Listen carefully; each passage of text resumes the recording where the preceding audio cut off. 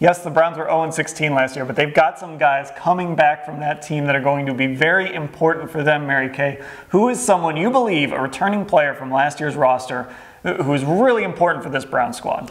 I am going to say JG, Josh Gordon, Flash. Let's see Flash come back in here, have a whole entire offseason, a whole entire training camp, which he hasn't had one of those in a very long time, where he is just with the team from the very beginning until the very end. Hopefully for them, he will be able to be that. But in terms of JG, if he can do all of that, you know, if he can get back to his Pro Bowl form of 2013, when he had 1,600 yards, you know, if he can do something like that, these Cleveland Browns will be in great shape. Oh, and Todd Haley's going to love having him. You can get him the ball in all sorts of different ways. You can even let him run the ball a little bit of that Antonio Brown. Even though they're built differently, you can do some fun things with him.